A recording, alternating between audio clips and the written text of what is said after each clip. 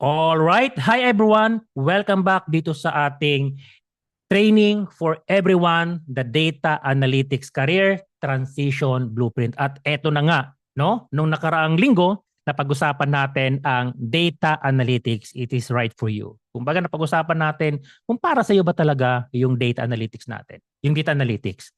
So sa week number 2, napag-usapan natin yung the data analyst roadmap. Ano-ano yung mga action steps na dapat nating sundin para maging data analyst talaga tayo. Okay? So week number 3, we remove the noises. Okay? Nagpo-focus na lang tayo or magpo-focus na lang tayo doon sa mga skills that matter. Napag-usapan natin yan. And today, ang pag-uusapan natin is portfolio building that gets attention.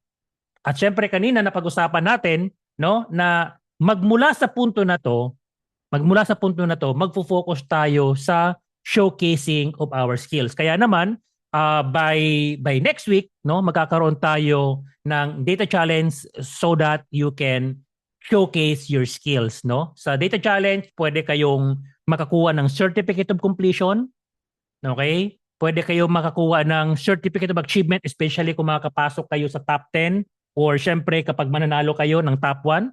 So pag naging top 1 kayo, ibig sabihin lahat ng mga sumali, ibig sabihin mas magaling kayo doon. Yun yung pinaka-perception natin yan, no?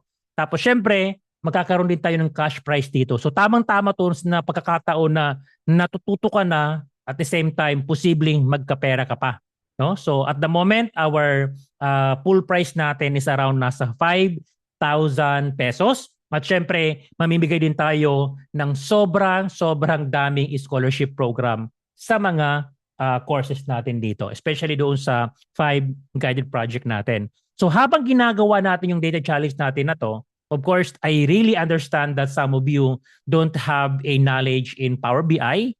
So kaya ang gagawin natin para mabackupan natin kayo at para talagang tunay na matulungan namin kayo ay magsasagawa tayo ng training course specifically para sa Power BI para talagang kahit zero knowledge ka ay makasabay po talaga tayo. Kung pagkakataon mo na to showcase your skills natin. Then yun yung sa week number 5 natin, which is we have to position yourself. Kung sisimulan natin yung pag-build ng brand natin, pag-build ng skills natin at para ipakita natin yung tunay na angking galing natin. Tapos syempre sa week number 6 natin ay magiging parang self-fulfilling prophecy na lang yan kasi if your work is visible sa internet, marami ang lalapit sa iyo para mag-offer ng job. At syempre, kung hindi man sila lumapit sa iyo pag ikaw nag-apply sa kanila, dahil meron kang visible work, meron kang portfolio, at naipapakita mo naman talaga yung galing mo, yung kaya mong gawin, ay yes, mas mataas ang chance na matanggap ka sa trabaho because you have a proof. No? So yon. So now, pag-usapan natin ito, portfolio building that gets attention. So in this topic, no, ay pag-uusapan natin how are you going to showcase your skills, okay? How are you going to prove your value? And ang pinaka punto natin dito, you must get stand out, okay? Kumbaga mas lamang ka sa crowd. You must get notice kung paano ka mag-get notice ng mga employers, ng recruiters, ng headhunter, and last but not the least, ang isa sa pinaka-ultimate goal natin is to get hired. No, kumbaga makapag-transition tayo into our dream job, which is itong data analytics. All right? So your portfolio is your proof and make it unforgettable. Yan lang ang pag-uusapan natin. Kumbaga, ang pag tiningnan yung portfolio natin or pag tiningnan yung portfolio mo ay parang sabing, kumbaga mayroong wow factor. Without wow factor, without X factor, makakalimutan ka. No? Pero pag may X factor ka, parang ito na yung hinahanap namin. Okay? And usually, nangyayari naman talaga yan dito. So we do have a lot of contracts na nakukuha from government agencies, okay, from big companies. Isa lang naman yung reason kung bakit sa amin sila lumalapit. Because we have a unforgettable portfolio. No? Kasi kaya namin gumawa from ground zero up to up and running program. No? Kasi yung DSA kasi is not just about a training center, but we are a complete ecosystem of data analytics. Name it. Meron tayong bootcamps, meron tayong corporate training, meron tayong BI consulting, gumagawa tayo ng dashboard, okay, ng report, ng system from scratch, okay? We are also exam center, name it, kaya natin tang i-deliver yan. So, kapag nagkakaroon na ng meeting with our clients, kapag showcase na namin yung portfolio namin, kapag showcase na namin yung kaya namin gawin, okay, mas mataas yung chance na kami yung kunin or manalo sa contract namin because we have a portfolio. And looking forward na kayo din ay makuha ninyo yung ganong klaseng level. So, yep. So in this, no, in this topic natin, you will learn, no, about why portfolios matter more than certificate. Pag-uusapan natin, ano ba talaga ang mas mahalaga? Yung certificates of completion or portfolio? At bakit mas mahalaga ang portfolio kumpara sa certificate? Pag-uusapan natin yan. Pangalawang matututunan natin dito sa topic natin ay how to create projects that demonstrate real skills.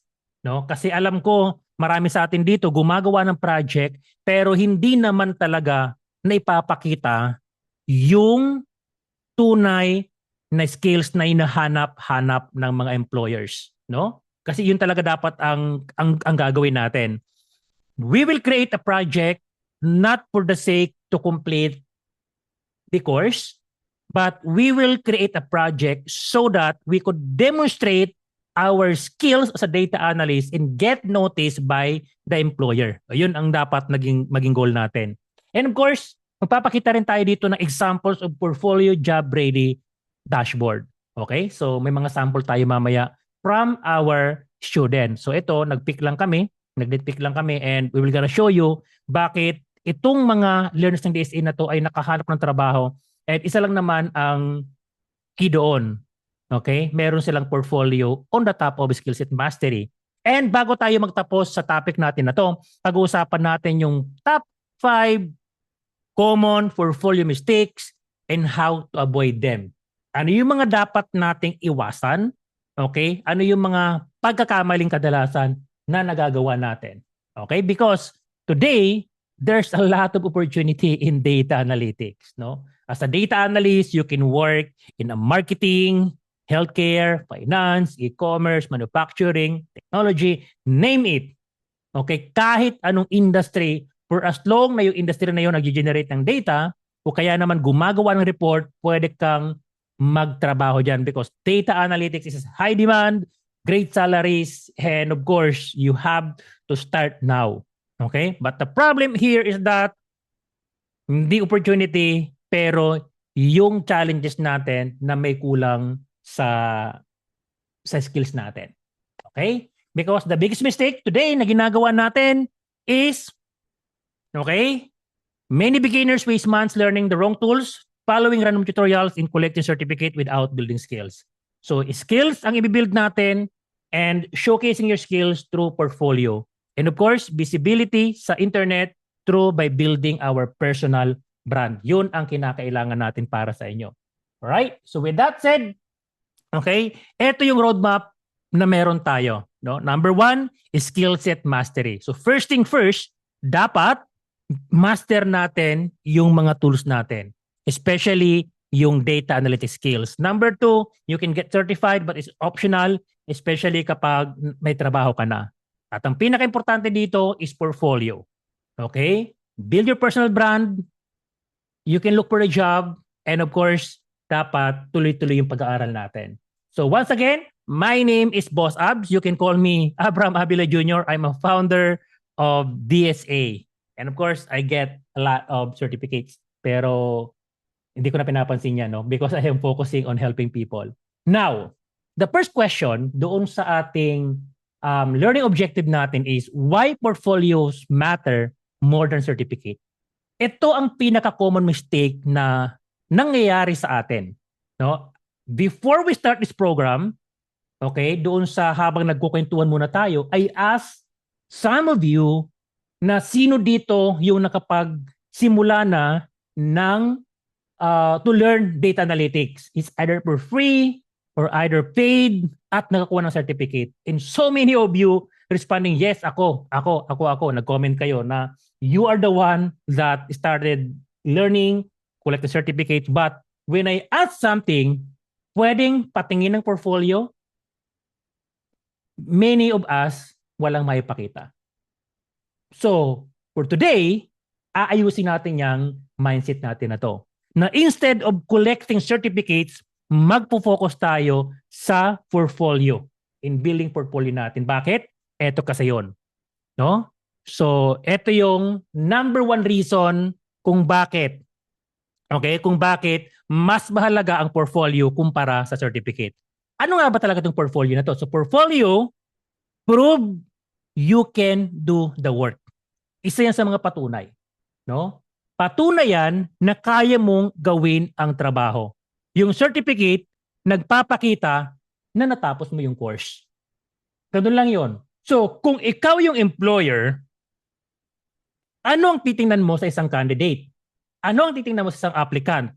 Yung merong pruweba na nakapagtapos ng isang course or yung kayang patunayan yung kaya niyang gawin yung trabaho. Yun lang naman ang yung questions natin dito. Kung ikaw ay isa employer, alin ang pipiliin mo? Yung taong ipinapakita na nakapagtapos siya ng course or yung taong ipinapakita na kaya niyang gawin yung trabaho ipapagawa mo sa kanya? Because portfolio show that you can, number one, you can analyze the real world data. So in short, mamaya, instead na mag-random pick tayo ng mga data out there, meron tayong mga specific na dataset na aaralin para maging kapanapanabik tayo sa mata ng employer. Parang ganon. No? Portfolio showcase that you can build the actual dashboard. Yun yung patunay natin. Kasi when I ask you, pwedeng patingin ng sample output mo? Boss, wala po akong mapakita. So kung wala kang mapapakita ng ginawang dashboard, ano yung chance na tanggapin kita sa trabaho? Wala kang maipakita eh. Wala kang pruweba. Pero syempre, hindi lang dapat na marunong tayong gumawa ng dashboard. No? Because yung portfolio mo show that you can solve business problem. Dito, marami ang nakakatalo. I know some of you may ginawa ng dashboard, but the real question here is that kaya mo bang ipakita sa employers, sa recruiters, sa headhunters na you can solve business problem? Kasi napag-usapan natin dati pa, for the very first time ng meeting natin dito, sa training natin na to, sa webinar natin na to, na ang hinahanap ng mga employers ay hindi lang dapat marunong gumawa ng dashboard, but kayang mag-solve ng business problem. Doon ka babayaran kung kaya mong mag-solve ng business problem. And of course, last but not the least, communicate the insights. So employer thinking, don't tell me what you have learned. Huwag mong sabihin kung ano natutunan mo. Ang kinakailangan mo, show me what you can do. And the only things na pwede mong ipakita yung kaya mong gawin is portfolio. So from now on, wag na tayong mag-collect ng certificates. Okay? You can have some para meron tayong patunay na meron tayong natapos na course, but you have to focus more likely, most likely, dito sa pag-build ng portfolio natin. Kung i-apply natin yung Pareto principle natin doon sa learning phase natin, no? Maybe I could say that 20% is your certificate. Okay? And then another 80% is your portfolio or your project na pwede mong gawin. So in short, pwede natin gawin na ganito. Okay? Pwede natin gawin na ganito, no? Sa bawat isang course na matatapos natin, tatapatan natin ng 4 na projects. Okay ba yon? So comment 80-20 kung gagawin natin to. Because that is one thing na para mag-improve po kayo. Ulitin ko, no? 80-20 rule, 80-20 rule tayo, no? Or 20-80 rule, whatsoever, no? So sa bawat isang certificate of completion na makuha natin, kinakailangan nating tapatan ng 4 na projects. At least 4 na projects. So meaning to say, kung nag-aral tayo ng Power BI, nakakuha tayo ng certificate of completion, kinakailangan nating gumawa ng at least 4 na projects sa Power BI na iba't ibang domain. Pwedeng sa sales, pwedeng sa marketing, sa finance, in HR. Ganun ang gagawin natin. Pero syempre, hindi ko naman kayo mamamonitor. And the only way to monitor your output is magsagawa tayo ng special program para sa inyo. So maglo-launch tayo ng data challenge. Okay? Para makagawa kayo ng portfolio. I'm gonna force you na gumawa. And kung gagawa kayo, magkakaroon kayong rewards. Anong rewards na yon? Number 1, your work will be visible to the internet kasi kami magpa-publish ng gawa ninyo. Okay? Number 2, you will get certificate. Kasama na yon. Number 3, you will earn money kasi may prizes. Okay? And of course, syempre, wag niyong kalimutan, the reason why kaya kayo sasali para ma-build yung skills. Build your skills at patunayan na mas magaling kayo. Because sa mundong ito, naniniwala pa rin ako sa tinatawag natin na batas ng kalikasan. Are you familiar with Samurai X, si Sisiyo? Si Sisiyo ba yun? Ang sabi, batas ng kalikasan. Ibig sabihin, ang may hina ang mamamatay, ang malalakas ang mabubuhay. And that is true. And for you to be able to survive sa napakatinding daigdig natin na to, kinakailangan nating maging malakas.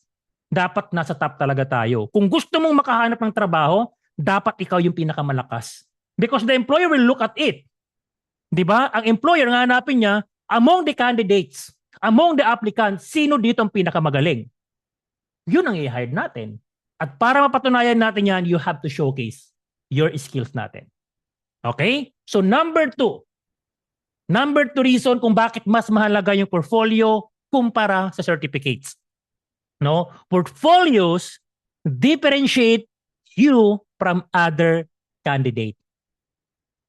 Okay? There's 100 or even thousands of applicants na nagsisiksikan para lang sa isang trabaho. If you look at the job at the LinkedIn, may job post, makita mo hundreds of applicants. Ano ang chance mo na on the 100 of applicants matawagan ka? Screening. Ano ang chance mo for that 100 of applicants na screen, ikaw yung pipiliin? No? And if you have a portfolio, pwede kang i-separate sa ibang candidate because eto na nga, no? So thousands of candidates may have the same certificate. Pwede, 'di ba? Doon sa course natin, we have thousands of learners. Yung sa ating I think nung sa course natin na yung sa introduction to data analytics, yung sa fundamentals natin, we have thousands. Pare-pareho tayo na may certificates. Okay? Or some of us, napakaraming nag-a-apply pero pare-pareho. Lahat kayo may mga degree. Pare-pareho kayo ng pinuntahan na training. Kung pare-pareho kayo, ano ang isang bagay na magpapaangat sa iyo kumpara sa ibang candidates natin? Because if you look at here, no, other candidates may certificate, may degree, may natapos na training. Pero ikaw, kung meron kang strong portfolio, what you can say is that instead that you have a certificate, you can showcase the real projects. Yung actual na ginawa mo, yung projects na pinaghirapan mo, yung projects na pinaglaanan mo ng oras. Totoong project po yun, tangible, up and running projects. Okay? Instead of degree, mas kinakailangan mong patunayan yung business impact. If you look at today, nowadays, no, may mga na hired na data analyst kahit wala silang degree. Because mas pinapaboran ng mga empleyado yung kaya mong maitulong sa kumpanya. Hindi dahil meron kang degree. Yun eh. Tapos, instead na ipakita mo na may napatapos kang training, ipakita mo yung critical thinking or yung analytical thinking mo. Napag-usapan na natin isa sa mga essential skills or soft skills na meron tayo bilang isang data analyst. Dapat meron tayong problem solving skills, critical thinking skills, at saka analytical thinking skills natin. Parte yon. Parte rin yan sa 4 key elements to become a data analyst. Di ba? Yung ating soft skills, no? Yung analytical thinking, analytical skills natin, data analytics skills, the software skills, the software, the technical skills, and last, yung ating domain knowledge. Di ba? 4 yun, if you remember that. So instead na magpapakita ka na, oy, nakapagtapos ako ng training, you have to show your analytical thinking. Yan. No? Yan ang dapat nating gagawin natin dito. So in short,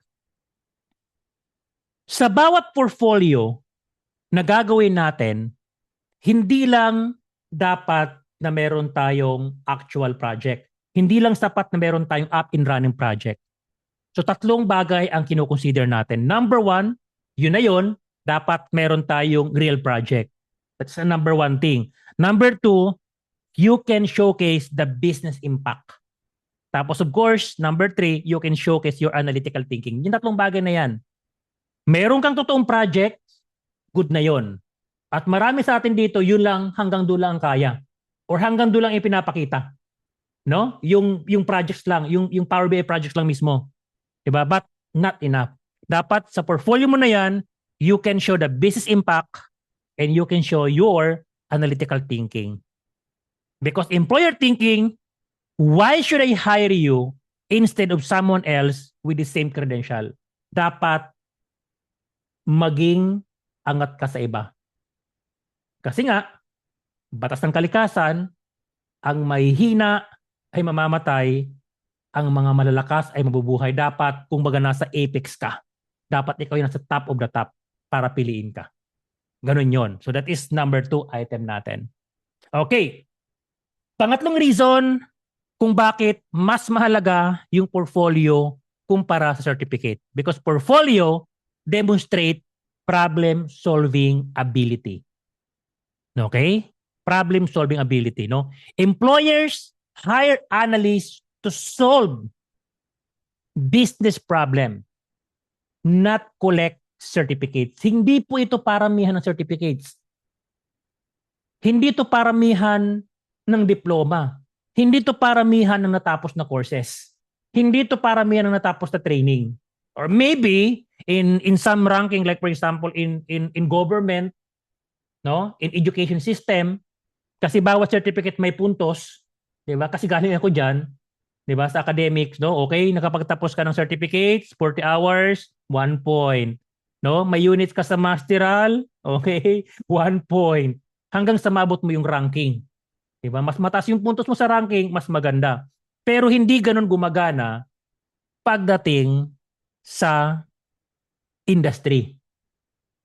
'Di ba? Hindi ganoon. Hindi po tayo parami ng certificates dito. Kaya nga dinidiscourage ko kayo na panay attend ng seminar na mag-collect ng certificates without taking action, without doing the real things. Dinidiscourage ko kayo. Kasi ang gusto ko, okay, sa bawat course na natapos natin, tapatan natin, no, ng actual projects. So yun po yun. Because employers hires analysts to solve business problem, not collect certificates. Okay? So, ang isa sa halimbawa natin dito, no, kung halimbawa meron kang e-commerce na project, okay? Step number 1, ano ba yung problem? Okay? Dapat ipakita mo, no, during your analysis, nakita mo sa dashboard mo that sales have been declining over for the past 3 months. Nakita mo, di ba? And the problem is that hindi naman problema Yung pag-decline ng sales for the last 3 months, result yun ng problema. Yun yung effect. The question is, why is this happening? Bakit na nangyayari na bumagsak yung sales natin for the past 3 months? Yun eh. Yung pagbagsak ng sales, that is effect. Yung cause nun, yun ang kinakailangan mong hanapin. Yun ang problem-solving skills natin. No? So hindi sapat na mapakita mo na bumagsak yung sales. You have to show bakit bumagsak. Kinakailangan mong maghukay. And number 2 approach natin dito is ano ba yung ginawa mo? Okay? Pagpulik ng data, pag-clean ng data, tapos pag-analyze ng data. Parts of data analyst task natin. No? Data prep, data modeling, data analysis, and data visualization. Trabaho natin yon. Yun yung approach natin dito. Pero hindi magtatapos doon sa paggawa ng dashboard. Because number 2, no, yung paggawa ng dashboard, mababaw lang yon. Kinakailangan nating tumawid. Okay? Sa paggawa ng dashboard. At syempre, hindi ka makakagawa ng matinong dashboard kung hindi mo na-identify yung problems natin. But so many of us only focus on creating a dashboard. So many people. Itigil nyo na yan. Walang mangyayari sa inyo dito. So aside from creating dashboard, kinakailangan yung tumawid pa. Okay? Sa pag-provide ng insights. Okay? Sa pag-provide ng recommendation, and of course, to have an impact or result. Hindi sapat na gagawa ka lang dashboard. Okay? Kung ako lang ang tatanungin, kung ako ang isang employer na mag-i-interview, ang isa sa itatanong ko sa mga applicants is, anong impact? Ano ang naitulong mo sa previous company na pinagtatrabahuhan mo from your data analytics skills? Ayun yun ang itatanong ko. Diba? Ano yung naitulong mo sa kumpanya? Kasi kung wala kang naitulong sa kumpanya, malamang sa malamang, maghahanap ako ng someone na kayang makatulong because impact po talaga to. At nasabi natin sa previous webinar natin or training natin, no, na marami sa atin ang natatakot na papalitan ng AI. May AI naman eh.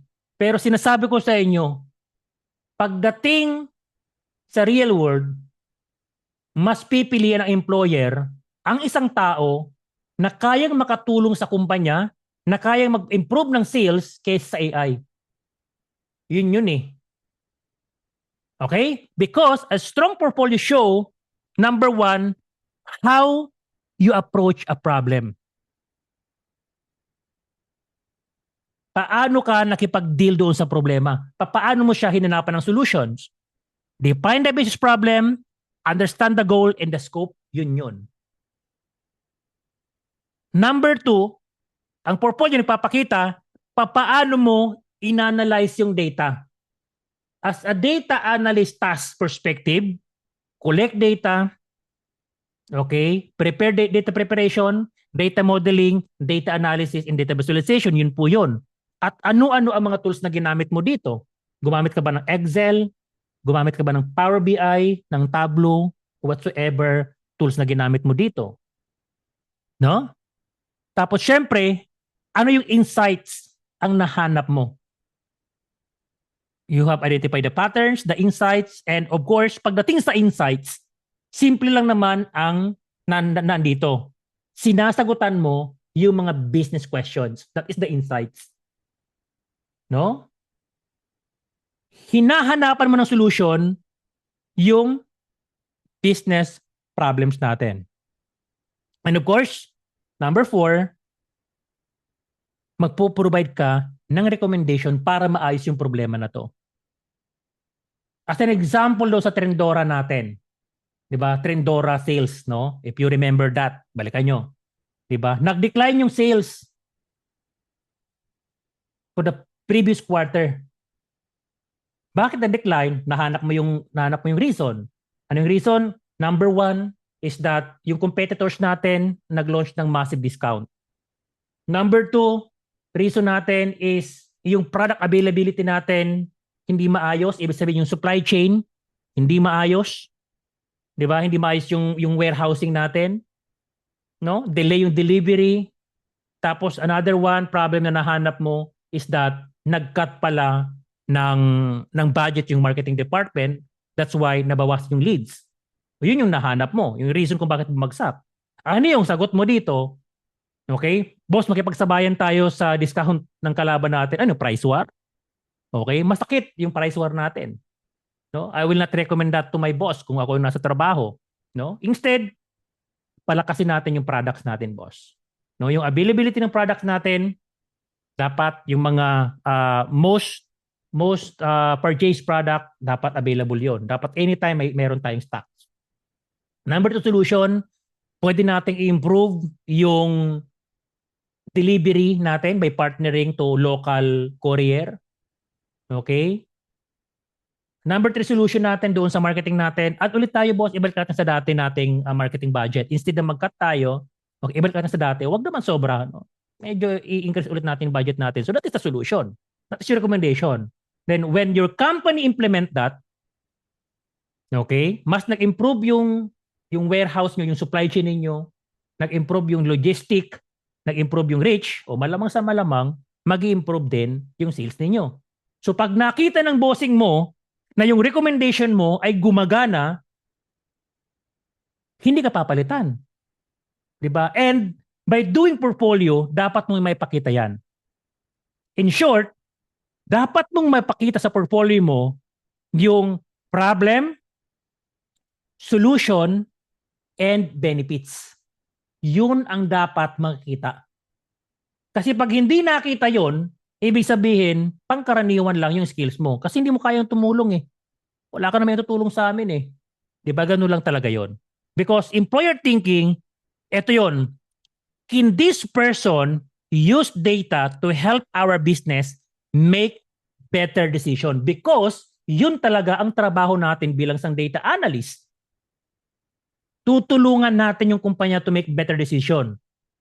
Tandaan nyo, ang trabaho natin bilang isang data analyst ay hindi lang gumawa ng dashboard, but to help the company to make better decision. Yun talagang trabaho natin. So portfolios don't just show what you did. Hindi lang ipinapakita yung nagawa mo. Ang portfolio, nagpapakita yan kung paano ka mag-isip. No? Yun dapat ang portfolio na meron ka. And how many of you na nakapag-aral na ng data analytics but still hindi alam yung bagay na to? And that is the product of mentoring program. That's why nandito ako sa inyo para itama yung mindset, para mag-focus tayo sa mga bagay na dapat nating pag-focusan. No? So, key takeaway natin dito, bakit mas mahalaga yung portfolio kumpara certificate? Because certificates tell employers what you studied, ano yung pinag-aralan mo. Pero yung portfolio natin show employers what you can actually deliver. Ano yung kaya mong gawin? Ano yung pwedeng mong maitulong sa kanila? Employers don't just want to know what you have learned. They want to see what you can do. So, kung nagkaroon tayo ng clarity for this topic, comment portfolio. Okay? Sa mga dapat nating gawin na nakita natin na mas mahalaga yung portfolio kumpara sa certificate. Kasi yun talagang dapat nating gawin. Okay? Yun po yun. Now, the question is, alam na natin na mas mahalaga yung portfolio kumpara sa certificate.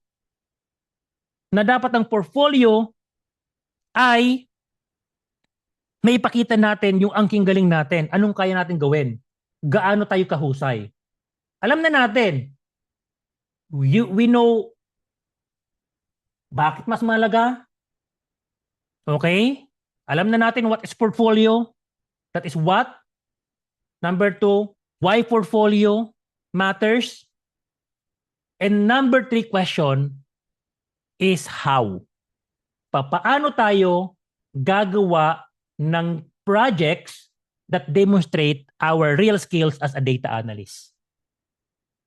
Kaya kung mapapansin ninyo, sa lahat ng course na itinuturo ko, is either theoretical man yan or practical man yan, usually, tatlong bagay ang hindi nawawala. What, why, and how. Ano ang bagay na to? Bakit mahalaga ang bagay na to? Tapos syempre, paano to gagawin? Okay, that is my standards, that is my framework kapag gumagawa ako ng lecture. Pag nasa speaking event ako, tatlo lang yan. What, why, and how. Kasi ayaw ko kasing mangyari, alam mo nga isang bagay, okay, kung ano yan, alam mo kung bakit mahalaga yan, pero hindi mo naman kayang gawin. Because you don't know how to create that. Di ba? Or, alam mo kung paano gawin, pero hindi mo naman alam ang dahilan kung bakit mo ito ginagawa. At hindi mo alam kung ano yung ginagawa mo. Okay, para sa akin, tatlong bagay na yan. So, now, here, how to create projects that demonstrate real skills. Actually, marami yan dito. Okay, ito yung pinaka-summary natin dito, but okay, bear with me. Meron tayong isang ano dyan, ano. Meron tayong, I think that we have this one. At i-upload ko naman sa inyo to. I-upload ko to. Okay, I will create a PDF of this and I'm gonna upload doon sa ating as part of our training materials. Okay? So, how to create projects that demonstrate your skills. Ito yung pinaka-summary niyan. Okay, ito yung pinaka-summary niyan. Pero ito yung pinaka-documents natin. No? So, ang goal natin, okay, ang goal natin dito, don't build projects just to complete a course. Alam ko, napakarami sa atin dito ang gumagawa ng projects para matapos yung course. So in short, kung mag-launch man tayo ng data challenge natin, huwag kayong gumawa ng projects para magkaroon ng certificate of participation. Napakahina po nun ng foundation natin na nun. Kumbaga, ang goal natin dito is eto. Build projects that answers a business question and demonstrate your ability to solve problem using data. Dapat dito tayo nakafocus. Okay? Dito tayo nakafocus sa bagay na to. I-bold natin yan. And don't be like this. No? Tanggalin natin yan. No? Tanggalin natin yan. Huwag dapat ganito. So, ano-ano ang mga steps na gagawin natin para makapag-build tayo ng projects na may papakita natin yung skills natin bilang isang data analyst. So number one, start with business problem. Okay? Instead na what dashboard should I build? Kasi karamihan ito ang ginagawa natin. Ano kaya i-build kong dashboard? Instead, ito ang gawin natin dito. What business problem am I trying to solve? Yun ang dapat natin gawin. For example, why our sales are declining? Which product generate the most profit? Why customers leaving? Bakit umaalis yung mga tao? Okay, which marketing campaign perform very best kapag nasa marketing ka? Okay, what cause employers turnover? Bakit umaalis yung mga tao? Ito yung mga samples natin dito. Bakit tumabagsak yung sales? Okay, alin produkto ang pinaka kumikita? Mag-focus tayo doon sa flagship natin dito. Bakit umalis yung mga customer? Okay, aling marketing campaign ang pinakamagandang gamitin? Tapos yes, of course, bakit umalis yung mga turnover? Bakit umalis yung mga employee natin? No? So action item here, pili ka lang muna ng isa para hindi ka mahirapan. Choose one business question before touching data. Ibig sabihin, kung ito yung mga sample natin dito, meron kang sales analysis. Ito naman, meron kang customer analysis. Meron kang marketing analysis. Meron kang turnover analysis. Isa lang. Hindi mo kinakailangan magkaroon ng sobrang daming chart. Hindi mo kinakailangan magkaroon ng sobrang daming dashboard para maipakita mo yung analytical thinking mo, yung problem solving mo, at saka yung kaya mo maitulong sa kumpanya. Isa lang. Kasi pag natukoy mo itong parte na to, bakit umaalis yung mga empleyado natin? Okay? Ano ang dahilan? Nalapatan mo ng solusyon. Ayun, panalo ka doon. Di ba? Pagdating dito, na-identify mo which marketing campaign performed best. Ibig sabihin, na-optimize ng company yung budget. Instead na mag-invest sila doon sa project or sa campaign na wala namang kita, na gumagastos lang tayo, wala naman tayong return, kalimutan natin yon. Mag-focus tayo doon sa marketing campaign na kumikita tayo. Okay? Which ads ang gumagana, parang ganon. No, nalaman mo bakit umaalis yung mga customer. Kaya umaalis yung mga customer natin kasi ang bagal ng logistic natin.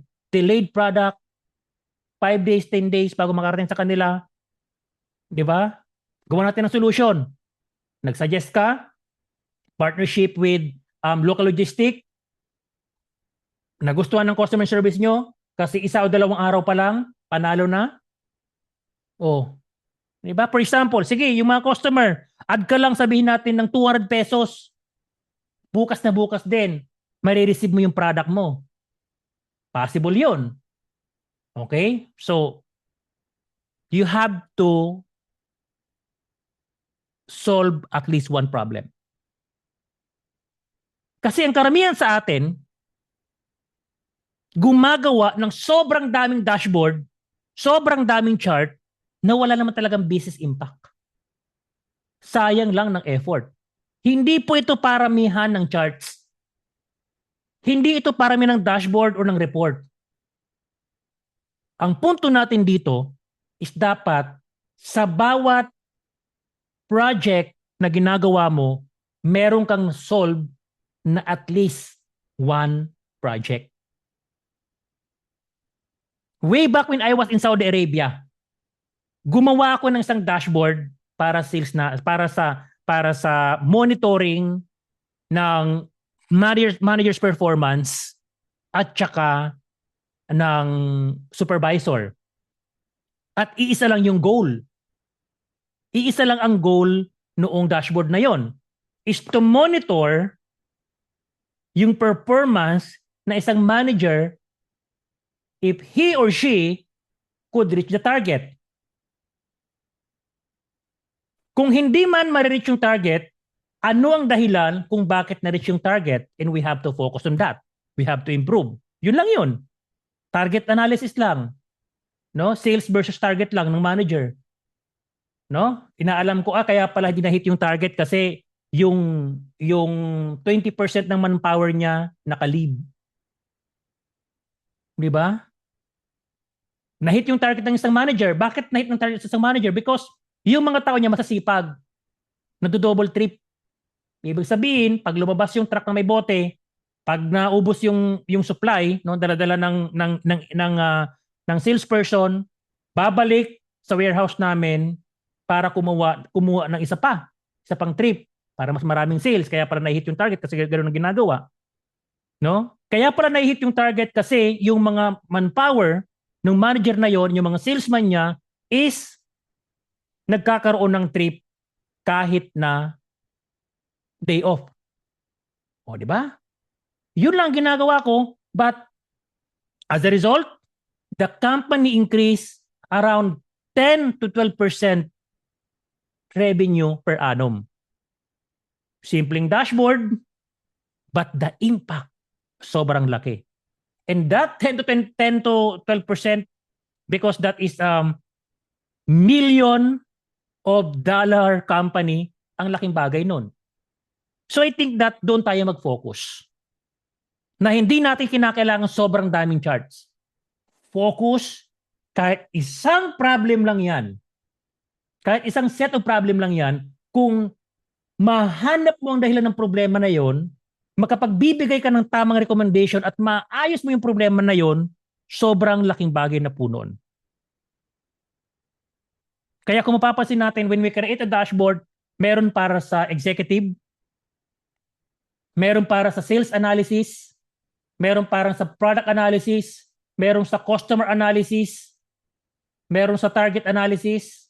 Marami yon kasi iba-iba talaga yon. Same sa HR. Same sa HR. Pag gumawa ko ng HR na dashboard, hindi yan sama-sama sa isang dashboard. Meron tayong executive summary, meron akong turnover analysis, okay, yung attrition na tinatawag, meron akong satisfaction analysis, meron akong absenteeism analysis, and a lot of things. So imagine, ganun ang gagawin mo. Kasi karamihan sa atin is maybe not guided. Okay? Kaya ngayon pa lang, itinatama ko na yung dapat yung gawin. Okay? That is our mentoring program really is. So bagamat hindi man ako nagtuturo dito ng technical kung paano gumamit ng Power BI, ng Microsoft Excel, but believe me, yung skills na natutunan natin, kung hindi mo yan may translate into a business solution, baliwala po yan. Napakaraming magagaling pagdating sa technical, but because they cannot translate the skills into a business solution, wala. Natatabunan. Pero yung iba, basic ng technical skills, pero kayang-kayang gamitin to translate business solution, sila ang madalas na nakukuha sa trabaho, sila ang madalas na napopromote, sila ang madalas na tumataas yung sweldo. And for how many of you here na mayroong ganong klaseng kakayahan? Hindi ka ba nagtataka sa isip mo, marunong ka naman na sa Excel ah. Marunong ako sa Excel. Mas magaling pa ako doon sa manager ko na panay utos. Pero bakit yung manager ko mas mataas ang sahod sa akin? Na samantala ako halos ang gumagawa ng trabaho. Ako gumagawa ng report. Relate? Sinong relate sa ganung bagay? At doon tayo magkakatampuhan. Bakit yung manager ko panay utos? Pero mas mataas ang sahod niya kumpara sa akin. Na samantala ako ang gumagawa. Comment number 1 kung relate kayo sa bagay na yon. Comment 1 kung nakaka-relate kayo. In a real situation sa trabaho natin, sumasama ang loob natin kasi inuutusan tayo, tayo ang gumagawa ng trabaho, pero iba ang nagbe-benefits, iba yung napopromote, iba yung tinataasan ng sahod. Have you feel that? Of course. Why? Kasi ang focus natin more on technicals. Which is, yun naman talaga kasi itinuturo ng karamihan sa mga training program, the technical part. But I don't really want to teach you a technical. Gusto ko yung mindset, critical thinking, in how are you going to provide solution. Kaya dito pa lang sa number 1 item natin na to, napakahalaga nito. No? Okay, continue tayo dito. Okay? Ito, find relevant dataset. Palit na lang to. Hanap ka ng dataset. Kaggle, DataGov, GitHub, Google Data Search, a lot of things. Okay? Ang mga good topics na pwede nating pag-aralan, sales analysis, customer segmentation, HR analytics, financial performance, marketing campaign analysis, and healthcare analysis. Ito pwede natin itong gawin dito. It could really showcase your skills talaga. Ngayon, ang tanong dito, no? Alam mo na yung gusto mong masolve, halimbawa, no? Pero bigyan ko pa lang kayo ng ultimate tips. Okay? Bigyan ko kayo ng ultimate tips. Remember yung 4 key elements to become a data analyst. Okay, number 1 is the soft skill. Number 2 is data analytics skills. Number 3 is yung technical software skills. Tapos number 4 is domain. Pag pinagsama-sama mo yan, magiging magaling ka. Okay? Kung maghahanap ka ng dataset na gusto mong hanapan or gusto mong masolusyonan yung problem, ang kunin mo yung pinakamalapit sa trabaho mo. Okay? Ang kukunin mong project, ang kukunin mong dataset yung pinakamalapit sa trabaho mo. Kung ikaw ay nasa healthcare sector, go ahead. Maghanap ka ng healthcare dataset. Yan yung gawan mo. Kung ikaw ay nasa sales, kunin mo yung sales analysis. Kung ikaw ay nasa HR, kunin mo yung HR analytics, kunin mong data related sa HR. Kung ikaw ay accountant, kunin mo yung financial data. Kung ikaw ay nasa marketing, for example, FB ads specialist ka, no? Or media buyer ka, o gusto mo transition into data analytics, kunin mo to. Marketing campaign para sa atin. Kung ikaw ay nasa construction, company, manager ka, ay di pwede kang kumuha ng project management analytics. Di ba? Or ikaw ay isang project manager, nag-handle ka ng mga project. Go ahead, project management dashboard analytics. Yun ang gawin natin. So let me know in the comment section kung anong uh, industry or field ka ngayon para makita natin. Okay? For sure, iba-iba. For sure, iba-iba. Doon ka mag-focus. The reason why kaya doon ka kinakailangan mag-focus is that lamang na lamang ka kasi meron kang domain knowledge. So comment kung anong field kayo, salesman yan, customers man yan, or HR, or finance, or comment yung profession nyo ngayon. Okay? At sasabihin ko sa inyo kung ano yung magandang kunin. Okay, HR, hindi ko pa pangalanan, take HR Analytics. Okay, manufacturing, okay, try mo sa manufacturing. Pag manufacturing kasi dalawang bagay, no? Yung production mismo, ayun, pag manufacturing, production analysis. Okay, manufacturing kasi pwede kasi sa logistic din yun kasi yung produkto nyo, i-deliver nyo o kaya supply chain. Pwede po yun. No? Admin department service, ano kaya ang sa admin, ano? Okay, which part of service natin dito? Admin service department, depende yan. Maybe you can create a customer complaints analysis. No? Kasi nasa services kayo, no? Nasa admin kayo, no? Yan. Warranty department, ayun, no? So, ayun, gawa ka ng analysis tungkol sa warranty. Yan lang ang gawin mo. No? Pinpoint some problem, okay? And then find a solution, okay? And provide a recommendation. Okay? So ayun yun. Halimbawa, no? Warranty. Bakit napakaraming mga customer ang nagreklamo na wala pa sa warranty period, binabalik na yung produkto natin? Malaking factor po yun. No? Nagbigay kayo ng 2 years warranty. And napansin ninyo, almost 20% ng sales ninyo bumabalik kasi nagkaroon ng problema sa product ninyo. Magandang insights. Halamin mo ang dahilan. Bakit kaya napakataas ng return rate ng product natin na may 20%? Alamin mo ang dahilan. Kasi mahina pala yung quality control. Uy, na-pinpoint natin.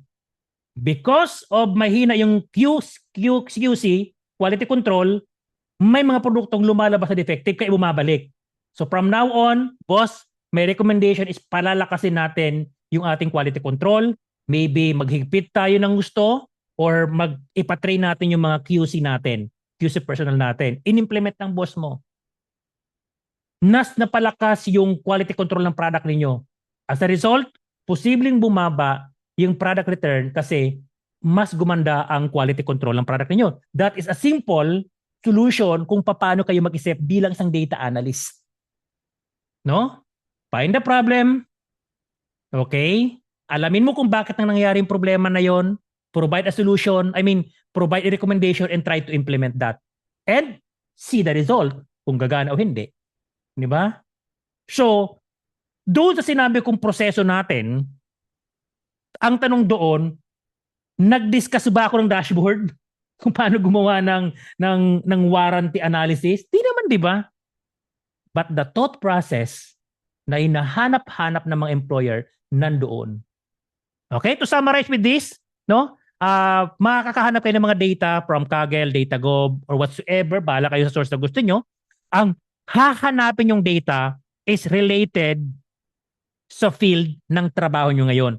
Yun ang pinakamadaling paraan. Do that, and I've guaranteed to you, 99.99% magiging mas madali ang pag-analyze mo ng data. Okay? Yun po yun. So now, of course, action step, 100,000 of record, no, multiple columns, tapos syempre yung realistic data set natin. Okay, step number 3. Ito na yung task natin bilang isang data analyst.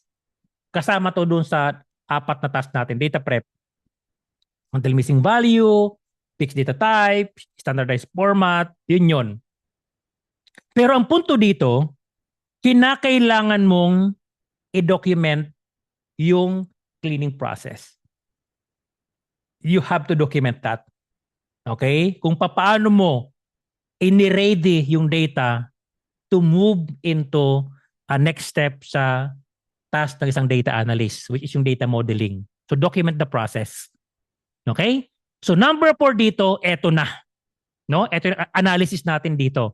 Yung analysis natin dito, trends, pattern, relationship, opportunities, yung risk natin dito, yun ang kinakailangan mong hanapin. And you have to ask question. No? Bakit tumaas? Bakit bumaba? Ano yung best performing? Ano yung underperforming natin? Ano ang mga factors na nakakasira ng result? I think that if I'm going to open this one, and i-check ko to dito yung aking Power BI, then I'll go here sa aking portfolio case studies, and I will look for production manufacturing downtime. Okay, bakit bumabagsak yung machines? Ika nga, try natin to dito, manufacturing downtime natin, no? So I think that ito yung sa mga sample lang, no? Sample lang manufacturing downtime natin. Okay, and we have this. Okay, ayun. Kitang-kita natin dito, no? So line efficiency is 62%, downtime in minutes is 138. Overall efficiency is 64%. Targeted support needed by Mac to boost overall performance. Kasi ang isa sa mga humihila kung bakit mababa yung efficiency dahil kay Mac, 60% lang yung efficiency niya eh. Ibig sabihin, 40% of the time down yung machine. Okay? 60% lang yung up yung machine natin. Okay? Ano yung dahilan, no? Kung bakit nagkakaroon ng issue ng delay sa production? Okay? CO600 leads downtime amongst all product. Anong gagawin natin? Investigate the CO600 production issue to reduce the delay and to improve the efficiency. Okay? Ano yung mga factors, no? Na top 5 factors na nakasagabal o nagko-contribute kung bakit nagda-down yung machine natin. So ang top 5, marami to, pero magpo-focus lang kami, no, sa machine adjustment, machine failure, inventory shortage, batch change, and batch coding error. Ito yung pinaka-type natin dito, no? Ano yung mga dahilan kung bakit nagkakaroon ng error? Ito yun, no? Sobrang taas nito. Okay, kung mapapansin natin dito, machine adjustment at 120, tapos 118, and of course here sa batch change natin. Pero most probably tinan nyo itong parte na to, no? Okay, sobrang taas. Pag pinagsama-sama mo to, sobrang taas to. Okay? Ito yung dahilan. Machine adjustment. So you have to focus on this. Okay? So ano ba yung mga dahilan kung bakit nagda-down yung machine natin? Provide targeted operator training. Bakit? Kasi operator error, yes. Ang dahilan talaga ng pag-failed natin ay hindi naman talaga usually yung machine. 56% of it is human error. Only 44% ang dahilan yung machine. At ito yung mga recommendation natin. No? So sample lang natin to kung paano tayo gumagawa ng data natin. Napakaraming dashboard ba ng chart? Hindi. Simple lang. This dashboard ang purpose is to improve the line efficiency ng machine. At hahanapin ko ano-ano ang mga dahilan. Nahanap natin na si Mac, napakababa niyang kanyang efficiency. Nakita natin dito ang taas ng leads downs ng product na to. Nakita natin dito na machine adjustment yung dahilan. Okay? And ito yung top 5 natin na dahilan kung bakit nagda-down yung machine natin. Bakit mababa efficiency natin. Dito mag-focus. Bakit ka mag-focus sa mga mababa-baba na to? Di ba na pag pinagsama-sama pa to, baka isang problema lang yan. Machine adjustment lang yan. Baka naman. No? Kasi 332 ang taas nito. No? At sino yung dahilan? Ayan, si Dennis at saka si Charlie. Sample lang natin yan kung paano natin nilalatag itong ating ito. Diba? Yan, analysis. No? Analysis natin dito. So, kung sinabi ko kanina, isang problem lang ang dapat yung masolve. So, sa pinakita ko, isa lang dapat kong masolve. I have to improve the machine efficiency. Dapat mataas yung efficiency natin. That's it. Pag na-improve ko yun, happy na ako doon. Way back when I was in sales in Saudi Arabia, isa lang ang naging goal ko. Mapataas ko ang sales ng company. Nagawa ko, edi happy-happy kaming lahat. may bonus, no? You can identify at least 3 insights. Ito, at least 3 insights. 3 meaningful insights. No? 3 meaningful insights. Hindi naman kinakailangan sobrang dami. Pero wag naman isang insights lang, ano yun? Isang chart lang. No? At least 3 insights. Pero wag naman sobrang dami. No? Yun po yun. And of course, build a professional dashboard. No? You have to create a visual that answer business question, include the KPIs, trend analysis, category analysis, filter slicers, executive summary, and so on and so forth. Okay? And last time, I have shown kung papaano itong ating analysis natin. I think that if you look at it, pinakita ko to last time, no? Dito sa ating solution natin. I do believe so here. Meron tayong assets dito. Okay? Or somewhere here siguro, no? Okay? Full scale solution natin, e-commerce. Open ko na lang to. And there you go. Open ko na lang to, no? No? So, iba't ibang analysis ang ginawa natin dito sa e-commerce natin. So, with this, ano namang analysis na ginawa natin dito? Madami, no? Okay, madami. Check natin. Okay, once loaded na. Okay, so meron tayo ditong overview. Loading pa lang po yun, ano? Overview. Okay, meron tayong, we have the customer analysis. Ito na lang, i-click ko na lang dito na lang. We have customer analysis. Okay, at meron tayo ditong product analysis. Tapos syempre meron tayong performance analysis. No? Yun yun. No? At kung papansin natin, kung lalakayan natin yan, no, merong comparison. Okay? Para masabi natin na, okay, we are good.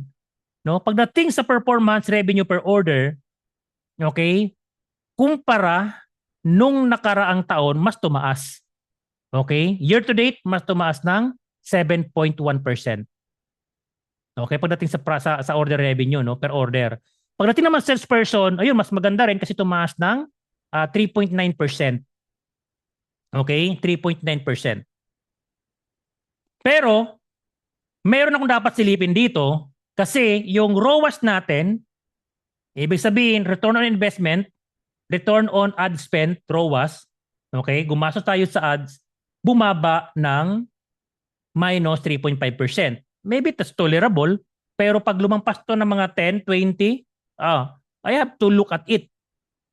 Pero syempre, kung ako lang, sisilipin ko na kagato, ay bakit kaya bumaba yung return on ads natin, return on ad spend natin? I will look at it also kasi nakita ko na eh. So in short, i-close ko na to, no? In short, eto ang gagawin natin dito. Hindi ka lang dapat magbi-build ng dashboard. Dapat you can show the KPI, the trend analysis, category analysis, may mga filters and slicers para maging slice and dice, para maging dynamic in interactive dashboard mo. Tapos syempre, nagpo-provide ka din dapat ng executive summary. No? Avoid too many colors. Iwasan natin ang sobrang daming chart. At syempre, iwasan natin yung unnecessary visual. Kumbaga, focus on the things that matter. Focus ka lang doon sa stakeholder requirement, doon sa business question na dapat mong sagutan. Okay? Action step, design your dashboard as if it will be presented to CEO. Ganun dapat tayo mag-isip. Okay? Maybe it's a little bit advantage on my side because I've been working into several departments. No? To be honest,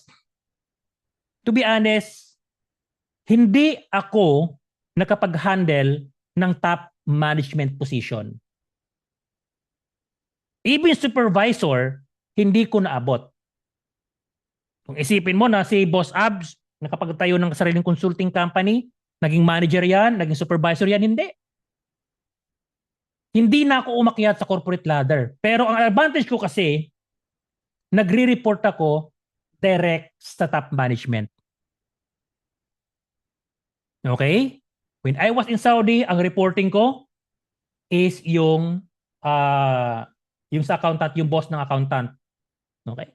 Ng accounting. Nung mapunta ako sa sales, Ang reporting ko, sales director.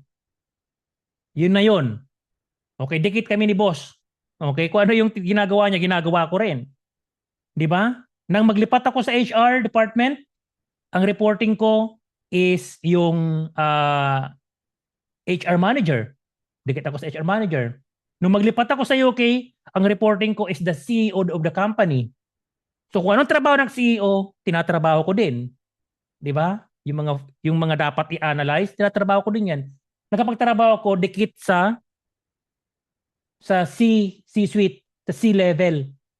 Ang reporting ko nasa C-level, mga board of director. Yun yung supervisory ko, no? So in short, nasanay lang ako, especially dito sa UK, na pag magpipresent ako ng report is pang CEO level, pang C-suite, pang C-level. At doon ko nakita ang opportunity na, teka muna, kung ang direct reporting ko, no, yung immediate na reporting ko is mga pang C-suite level, what if magtayo kaya ako ng sarili kong consulting company? Because yun naman talagang trabaho ko, di ba? And when I launched DSA as a consulting company, data analytics and BI consulting company naging matagumpay. Bakit? Kasi alam ko yung proseso. So, kung nasa level pa rin kayo ng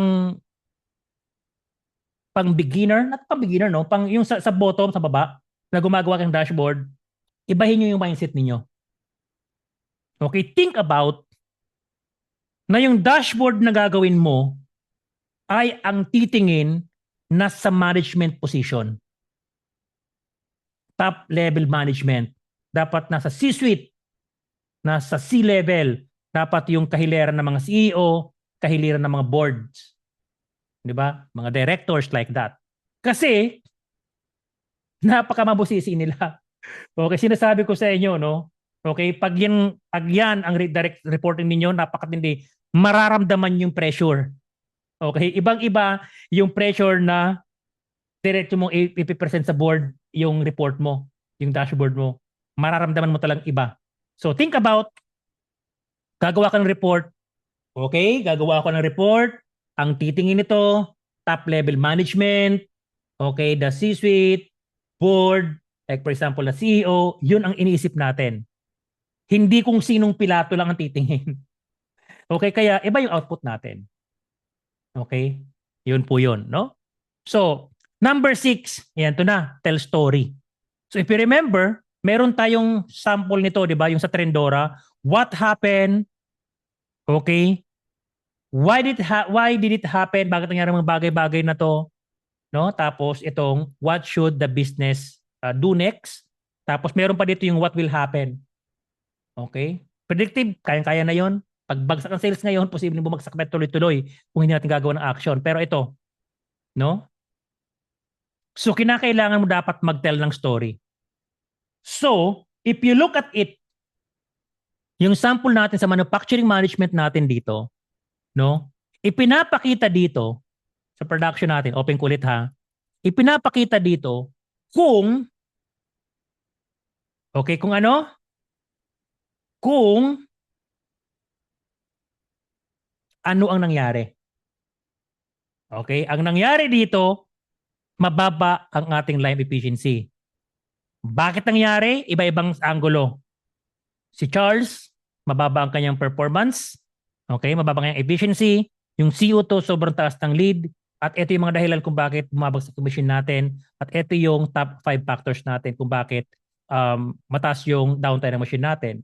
So lahat ng ito, sinusolusyonan natin. Okay? Sinusolusyonan natin. Ano nangyari? Eto. 'Di ba? Eto. Bumaba ang efficiency. Bakit nangyari? May details tayo dito bakit nangyari. Ayan yan, no? Okay? Ano ang gagawin natin para maayos yung solution natin? Ayan, no? Okay? Investigate CO 600 production issue to reduce delay and improve efficiency. Ang taas kasi nito, no? No? Ano nangyari? Bumagsak. Bakit nangyari? Kasi meron tayong type 5 factors na nagko-contribute ng dahilan kung bakit bumabagsak yung machine natin. Ano ang gagawin dito? What to do next? Prioritize resolving this top 5 issue for the greatest impact. Lower priority factors can be deprioritized from now. So itong mga to sa baba, huwag na muna natin pansinin.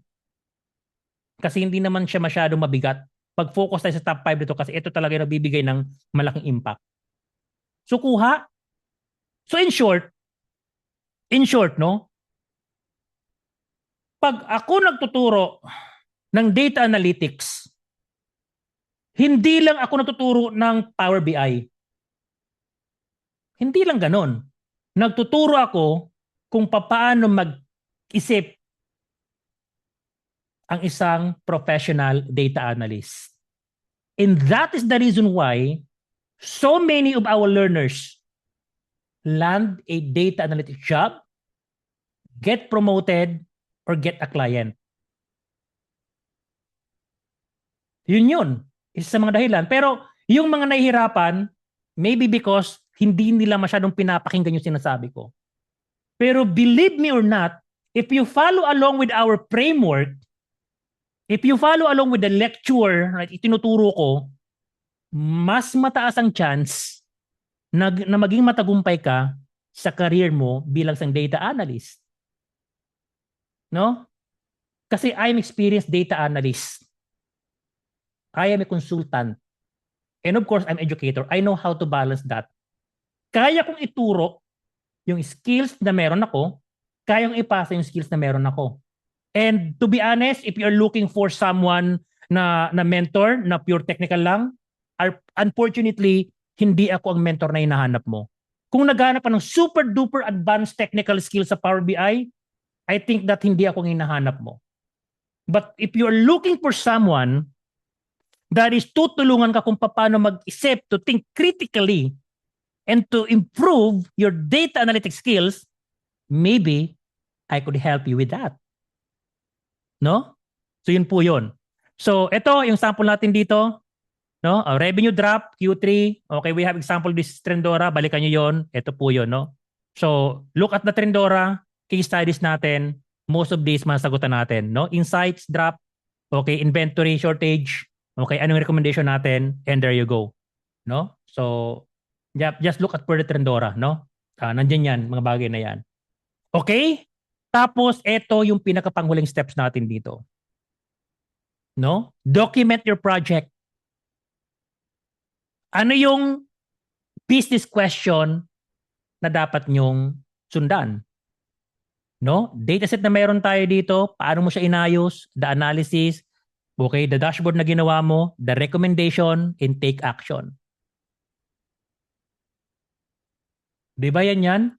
Kaya kung mapapansin natin, if we are going to open this, sa ngayon, I have closed it already, no? Okay? Are you familiar with ito yung sa my course natin dito? For now, I have closed it, no? Yung sa ating, ito, no? Power BI Desktop Essential. This is a Power BI Essential.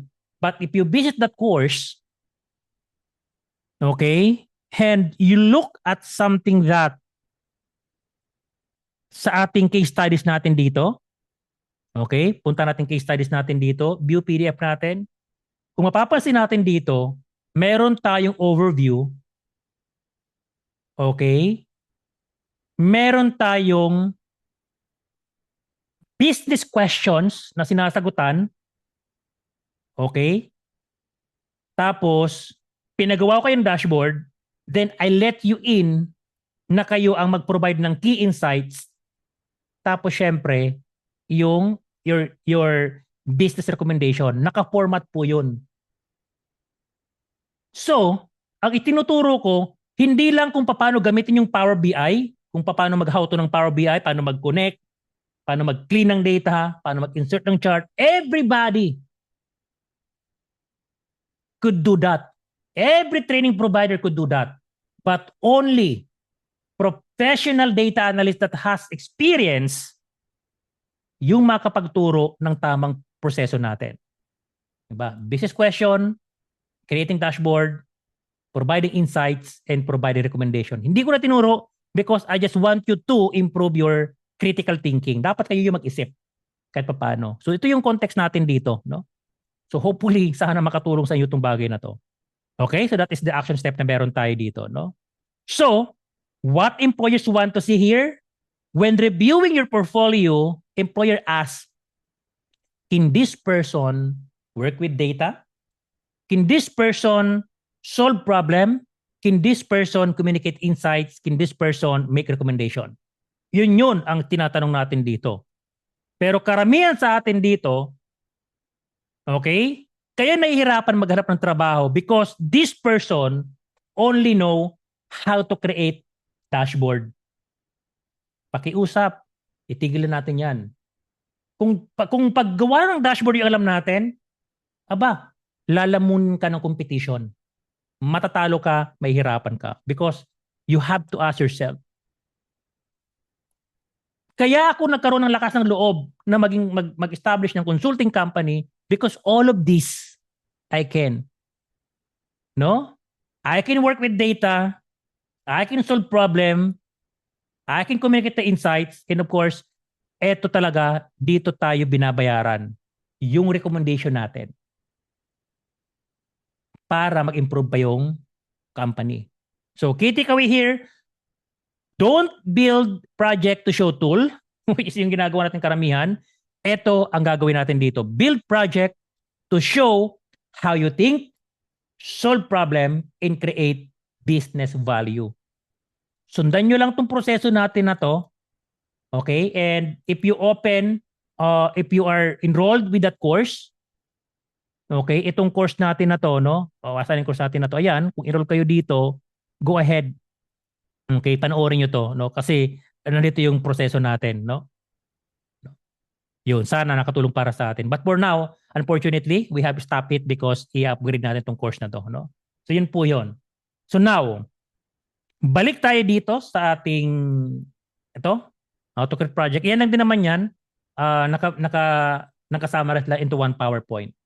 Okay? So yung formula natin para magkaroon ng magandang project is number 1, business problem, data collection, data cleaning, data analysis, and dashboard. So itong 1, 2, 3 tasks of data analyst, no? Pag nakatawid kayo dyan, you should provide an insights and you could provide a recommendation para magkaroon ng business impact. Okay? Kaya, pagdating sa DSA, hindi lang iisang projects ang binibigay ko. We have multiple projects. I think that we have Superstore, we have F&B, binigay ko na sa Pablito for free. We have AdventureWorks, our main course natin. No, we have a productions, we have banking, the consumer complaints. Lahat ito iba-iba yan. Okay? Lahat ito iba-iba ito, no? So i-try natin tong halimbawa yung ating ito. No? That is for financial consumer complaints. No? So similar doon sa mga naunang projects natin dito, sinasagutan yung mga problema natin dito. Okay? Like, let me open that. Okay? There you go. No? Ayan yun, no? How monthly complaints trend shift over time. Okay, ito, mataas dito. I have to focus on this. No? How are customer complaints resolved? Okay, okay siya dito. Close with explanation. Okay, close with monetary relief. Pero hindi ako happy in progress kasi meron pang in progress. Okay? Na-close lang nang wala lang, no? Mga dahilan kung bakit nahihirapan yung mga customers natin, top 10 issue. The reason why is ito, managing an account. Nahihirapan sila. Okay? Bakit nahihirapan sila? Maybe, boss, we have to improve our UI UX para mas madali. Di ba mga ganung bagay, no? So, yan, sample natin dito, no? So, United States, bakit marami dito? Okay? Yun naman talaga, no? Majority naman talaga kasi ito, bakit marami dito? Okay? Pag binilikan mo kasi, halimbawa, ito, no ba? Nakita mo dito, no? Bakit marami dito? Bakit marami dito, konti dito? Kasi mas strong yung color. Okay? Mas marami dito. Bakit marami dito? Bakit konti dito? May kinalaman kasi yung geographic ng US. Papakita ko sa inyo, ha? Okay? US maps population density Tingnan nyo to Pag binuksan mo tong population density ng US natin dito, sobra talagang dami talaga dito. Ayan no, sobrang dami talaga dito. Okay, may factor kasi yung ating density natin. May factor yung ano natin, yung demographics. So mas maraming tao doon na nakatira dito, okay, malamang sa malamang mas maraming magiging complaints diyan, di ba?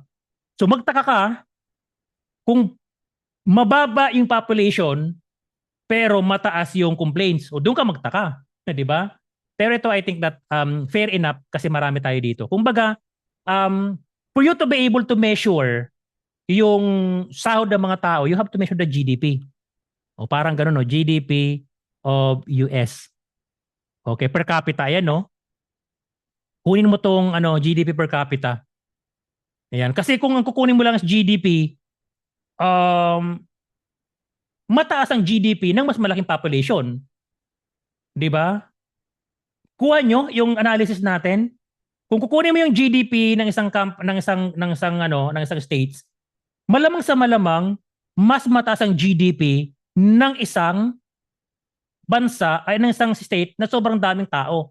O yun eh. Pero pag kinuha mo yung GDP per capita, ibig sabihin kukunin mo ang GDP ng ratio ng tao ng population. Yun kasi ang sekreto pagdating sa data analysis. So, kumbaga in short, data analysis is not just about yung tipong analyze. Nakita mo, uy, sobrang dami dito Uy, sobrang taas ng GDP You have to look at the other factor. Kaya, ang sinasabi ko sa inyo, kung magkikreate man kayo ng dashboard, yung malapit sa field niyo, kasi otherwise, marami kayong mamimiss out pag sobrang layo ng ina-analyze mo sa field na ginagawa mo ngayon. A little bit tip, pero sobrang napaka-effective.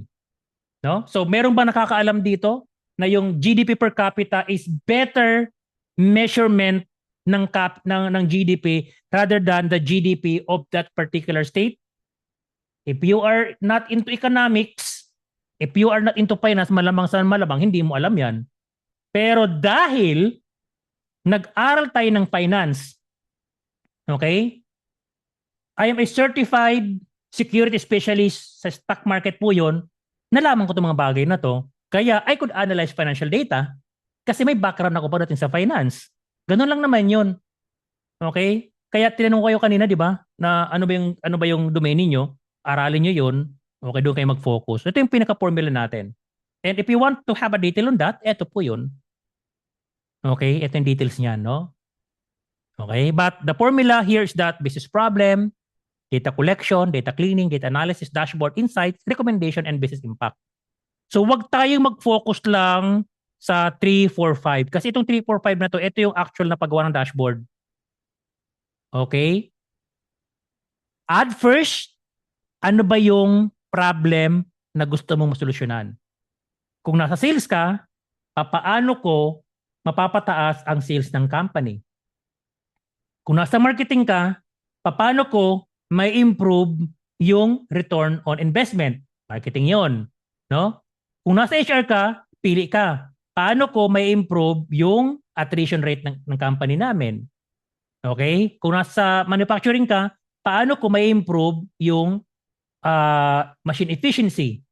Kung nasa logistic ka, paano ko may improve, ma-shorten yung delivery ng product namin from one point to another, from point A to point B? No?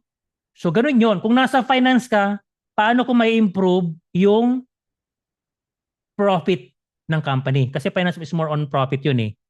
Di ba? Kuha. Yun lang ang pinaka-focus natin. Don't focus on creating dashboard. Napakapambihira. Ulit-ulit tayo dito pero gusto kong mag-sink in para sa inyo. Don't focus on creating dashboard. Focus on the problem na susolusyonan mo. Kasi pag nagawa mo yan, doon ka babayaran. Doon ka ma-hired. Doon ka mapopromote. Doon ka magkakaroon ng salary increase. No? Yan po yun. Ulit-ulit yan pero yun po talaga ang ginagawa natin. Okay? So, eto no. Okay? So, what employers want to see when reviewing your portfolio, employer asks, ito po yun. Can this person work with data? Okay? Can this person solve problem? Can this person communicate insight? in this person, make recommendation. Nasabi na natin sa unahan. So, ang key takeaway natin dito, once again, uulitin natin to. Don't build project to show tools. Huwag kayong gumawa ng project para ipakita yung Power BI o kaya Excel o kaya Python o kaya SQL. Huwag yun. Ang gawin nyo, build project to show how you think, solve problem, and create business value. Ulit-ulit lang yan kasi yun talaga yung pinakapunto natin dito. No? Yan ang pinakapunto natin dito. Now, pag-usapan natin o tingnan natin yung mga job-ready examples. Okay? Itong portfolio na ipapakita ko sa inyo ay gawa po ito ng learners ng DSA. Marami sila, okay? Pero ito lang, top 3 lang siguro ang kunin natin. Yung 3 lang siguro kunin natin. Kasi sobrang dami naman nun, no? Okay, yun. So ito yung sample natin dito. Okay? A job-ready portfolio. Ano ito? Ano nga ba talaga itong job-ready portfolio natin? A job-ready portfolio is a collection of real-world data analytics projects that showcase your ability to solve business problem using data. It demonstrates your skills in data cleaning, data analysis, visualization, storytelling, decision making, giving employers proof of what you can do, not just what you have learned. Ipinapakita mo ano ang kaya mong gawin. A strong portfolio turns your skills into evidence and help employers see the value you can bring from day one. Ito po talaga yon. Ito ang pinakamatinding patunay natin. I've been hired so many times. Nagpalipat-lipat ako ng kumpanya. But one thing na hindi nawawala during the interview or screening is that because I have a portfolio. Naranasan ko naman kasi yung ma-reject sa trabaho dahil hinanapan ako ng portfolio, wala akong maipakita. Ang sakit nun. Marunong ako, kaya kong gawin yung mga bagay-bagay, pero wala akong patunay. Okay? So from that period, sabi ko, magbabago na ako. Gagawa ko ng portfolio. So ito yung mga sample natin dito. Data Pro Solution by Ram Frank. Okay? And tingnan natin yung kanyang portfolio. Okay? So as you can see here, no? Ito yung headings niya dito. And ito yung mga certificate na nakuha niya. Tapos if you look at here, portfolio ka dito, no? Yan yung mga dashboard na nagawa niya. Okay, BI dashboard here. Okay, we have healthcare. So we have bicycle, sales dashboard, financial analysis, flood projects. Yan, flood control projects. Okay. Downtime manufacturing. Okay. Looker Studio, pati Looker. Okay, ginagawa niya na. And Google Sheet, pwede din.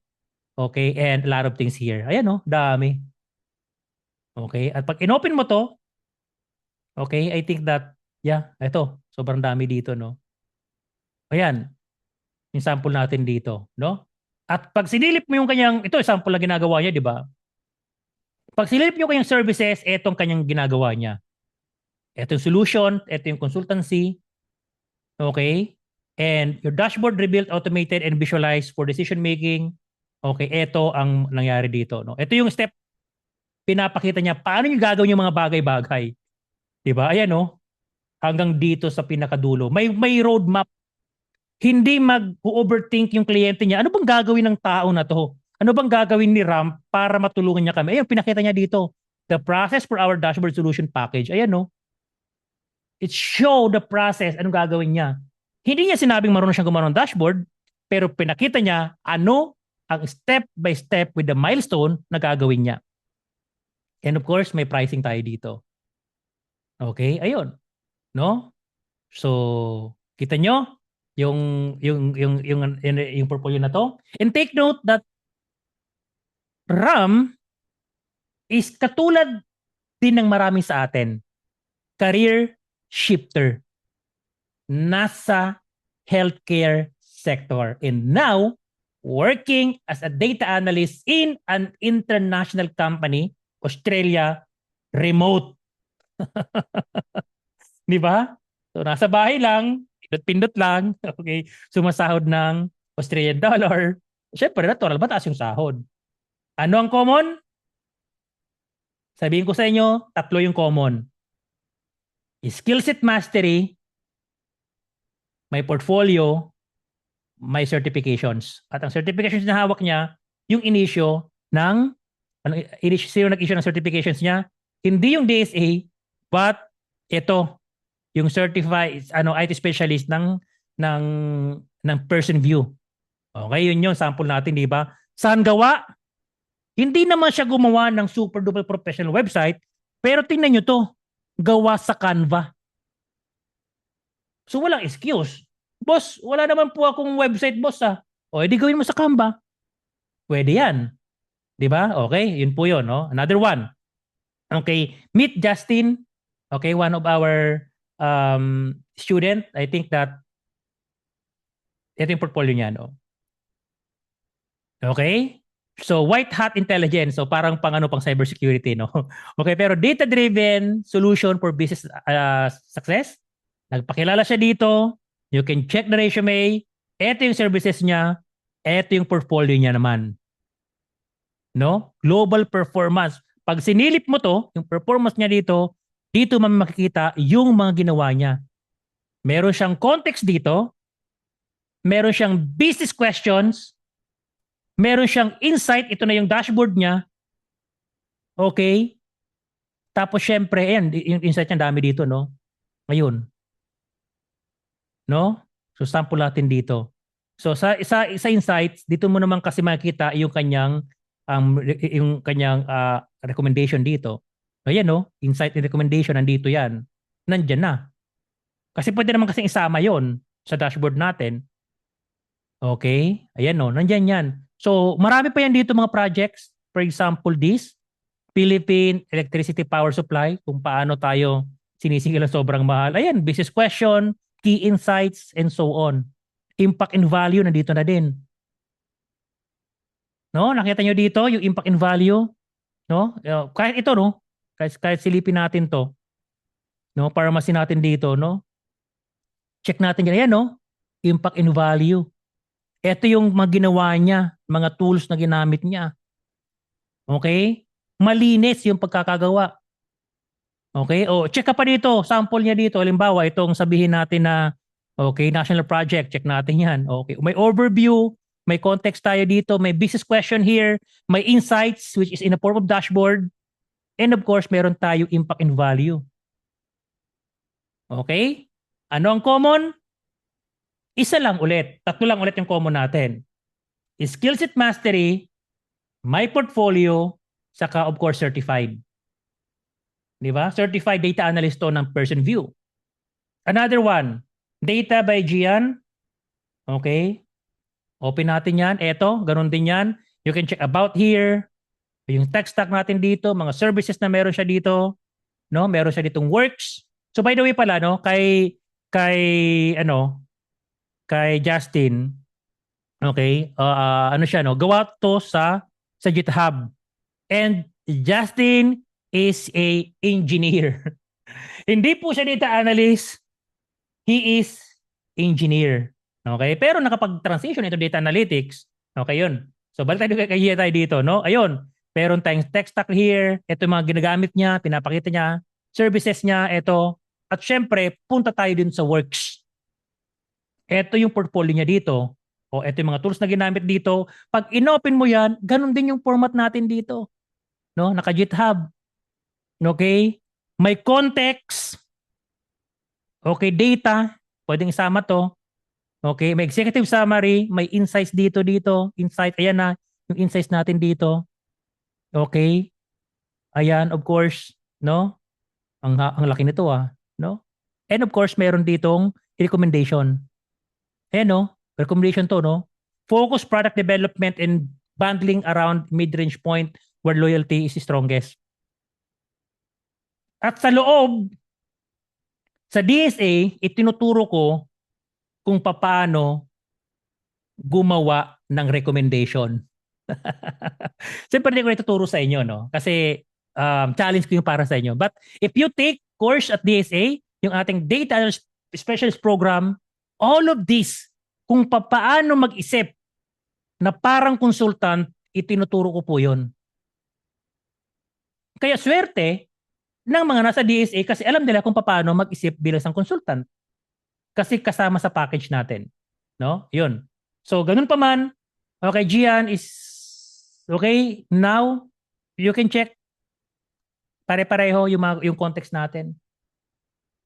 Okay, pare-pareho yung context natin dito. Now, she is working, hindi ko na sasabihin kung anong company, no?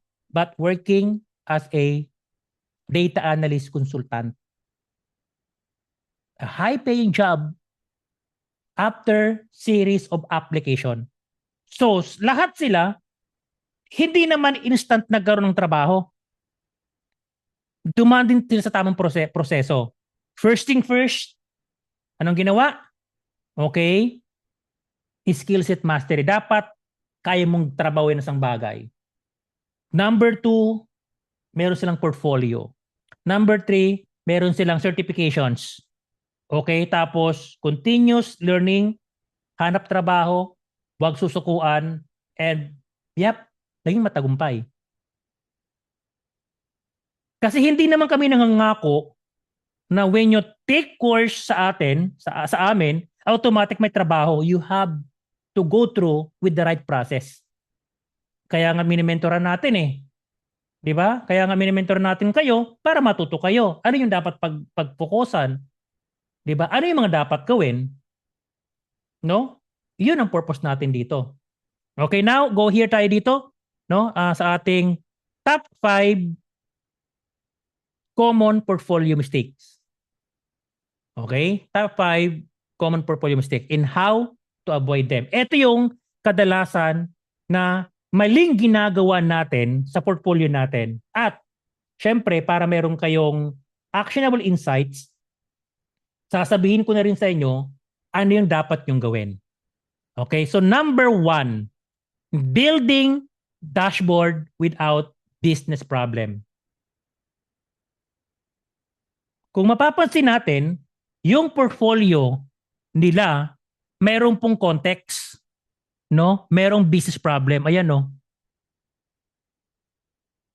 Okay? Kahit silipin mo, itong parte na to, meron niyang business question. Pero sa atin, yung marami sa atin dito, dahil hindi naman talaga inform, ang nangyari, gumawa ng portfolio, gumawa ng dashboard, yun na yun. Pero yun na ba talagang gagawin natin dito? Yun. So dapat, no, creating dashboard just to show the chart in visual. Maling-mali po ito. Paano maiwasan? Start every project with a context and business question. 'Di ba? Yun ang dapat nating silipin. And most of the format na ginagawa ng portfolio natin, sinabi ko na, pag masterclass to. Okay? Ito ang gagawin natin dito. Start with the business problem, start with the context. Lahat sila iisang common. Meron pong business context, meron business problem natin. Okay? Because employer think like this. Can this person solve business problem or just building a chart? At doon ang karamihan sa atin. Napakarami sa atin dito na nag-aaral, nagka-transition into data analytics. Ang kayang gawin is mag-build lang ng chart. But cannot solve business problem. Malaking problema yon. So from now on, you have to focus on something that is more important. Business problem, solve, provide impact. Yun talaga yun naman yun eh. Ulit-ulit lang tayo dito. No? Employers want problem solvers, not chart maker. Kaya minimentoran kayo para alam yung gagawin niyo. So from now on, do not focus on charts. Focus on how you're going to solve the problem. Okay, this is number 1 mistake para sa atin. Pangalawa, using too many visual. Too many visual. Hindi mo kinakailangan na sobrang daming visual ng chart sa isang dashboard natin. Adding every chart type possible to impress recruiter. Ang akala natin, mas maraming charts, mas maraming visual element doon sa dashboard natin, mas maganda. Nagkakamali po tayo. Kasi, para maiwasan natin to, how to avoid it? Focus only on the visual that answer that business question. Kaya kung mapapansin natin yung format natin dito, hindi ako nag-i-insert naman kung ano-ano na chart doon sa dashboard natin. Isang business question, isang chart. That's it. 1:1. No? Kung meron kang 7 business question na dapat sagutan, you should have a 7 charts doon sa dashboard mo. Pero ang problema natin, gusto natin magpasikat. Gusto natin sobrang daming charts. But the question here, yun nga ba talagang mahalaga sa mata ng employer? Of course not. Because employer, okay, gusto nila malinis yung dashboard, no? You use KPI, bar, line, table. Okay? At sa DSA, 5 chart lang ang ginagamit namin. That 5 charts, sapat yun para maipakita yung insights at makapagbigay ng recommendation. That 5 chart. Kung extra man, 6 or 7 as an extra. Pero yung 5 na yun, sapat na yun. Okay? Because employer thinking like this, can this person communicate insight clearly? Clear insights, better decision. Mas maraming chart, cluttered po yun, mahirap i-analyze, then hindi po maganda yung dashboard na yun. Because the real dashboard na maganda is sinasagutan ang lahat ng business question. Yun yun. Wala nang iba pa. Paano pa ba? Sa number 3 natin dito, showing insights without recommendation. Pinakita mo nga halimbawa, no, na sales declining by 10%. Oh, ano ngayon kung na-decline? Anong gagawin natin? 'Di ba? So mistake number 3 natin is stop saying that sales decreased by 15%. Karamihan sa atin yun lang ang ginagawa. Pero anong next? Para maiwasan natin to, always answer so what? No? Sales decreased by 15%, so what? Ito ang gagawin natin dito. No? Insight, sales drop by 15%. Okay? Alamin mo kung bakit bumagsak yung sales natin na 15% and provide a recommendation. Balikan nyo yung Trendora, nandoon yung sagot. Bakit bumagsak? Ito yung dahilan. Tapos plus provide ano yung ilalapat natin na solution. Bakit bumagsak? Kasi pangit yung ating inventory system. Kasi pangit yung ating logistic, yung delivery natin. Kasi bumagsak, nagbawas tayo ng marketing budget na bumaba yung leads natin. Recommendation natin, ayusin natin yung supply na may demand. Pagandahin natin yung logistic natin, improve efficiency of our logistic. Okay? Ibalik natin yung tamang budget para sa marketing natin para mas bumalik yung leads natin. That is the solution. Okay? And of course, ito kasi yun. Employer thinking here, can this person help us make better decision? Insights without recommendation don't drive action. Recommendation do. No? Insight without recommendation don't drive action. But the recommendations do. Kaya kung gagawa ka lang naman ng dashboard na sinasabi mo na bumaba yung sales ng 15%, hindi ka naman nagbigay ng suggestion o hindi mo sinabi kung bakit bumabagsak, ibig sabihin, something went wrong. Diba? Hindi yan kaaya-aya sa mata ng employers natin. No? Okay. Number 4. Ito ang karamihan para sa atin. Creating generic copy-paste project. Titanic dataset, Iris, Tapos yung basic superstore, that is too generic. Look exactly like everyone else. Pare-pareho kayo. No? Pare-pareho. YouTube lang. Tapos pare-pareho. Di ba? Wag yun, no? Instead, you have to add your own analysis and business story. Sales analytics, HR analytics, customer churn, marketing campaign analysis, financial performance, and so on and so forth. Maglagay ka ng something na may papakita mo yung skills mo. Okay? Employers thinking, what makes this candidate different? Bakit iba ito?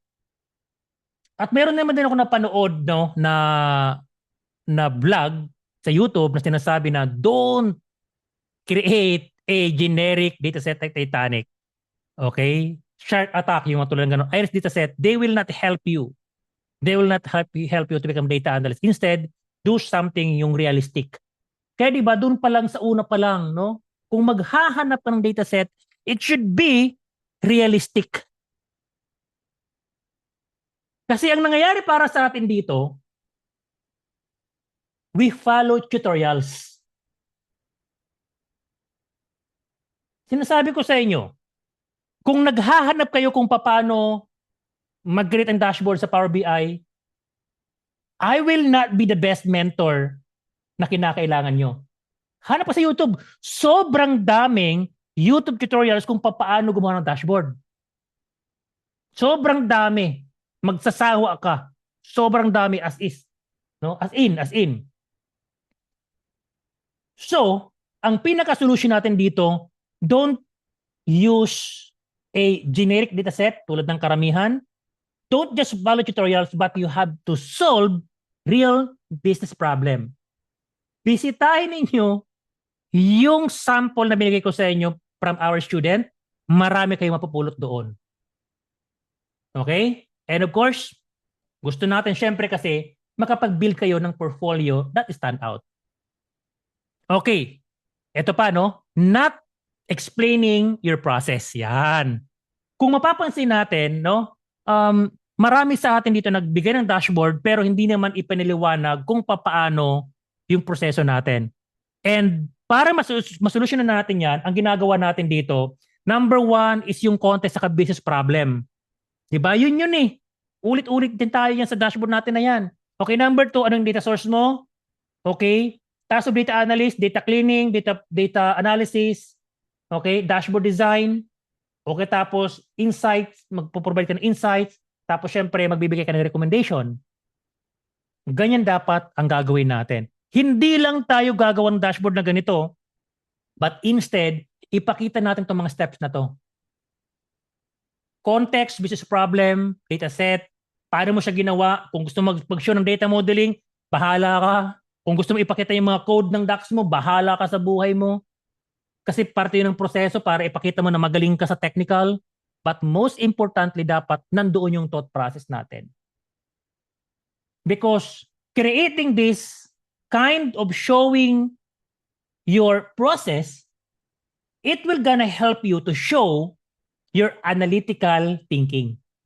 It will gonna help you to show and improve your problem-solving ability. It will gonna help you that you could help, okay, to provide a business impact. Yun talaga yung ginagawa natin dito because employer thinking, how does this person think and solve problem? Okay, so check natin dito. Quick portfolio health check tayo dito. Does my project solve a business problem? Uy, dapat i-check natin yan. Yung ginagawa kong portfolio, ginagawa kong project, nakasolve ba ito ng problem? Yun. Itong project ko na to, ipinapakita ba dito kung paano ako mag-isip critically? And ano yung analytical thinking ko? Di ba? Itong project ko ba na to nagpapakita ba ng insights? At nagbibigay ba to ng recommendation? Itong project ko ba na to ay nakapagbibigay ng business impact? And last but not the least, itong portfolio ko na to, itong project ko na to, ipinapakita yung proseso na ginawa ko step by step. Okay? Kapag ganun ang ginawa natin, mas mataas ang chance na tawagan tayo sa interview natin. If the answer is yes to all of these 5 questions na to, yun na yun. Your portfolio is ready ahead of most applicant. Mas lamang ka dito. Okay? So to summarize for all of this, no? Common mistake, no business problem. Paano natin solusyonan yan?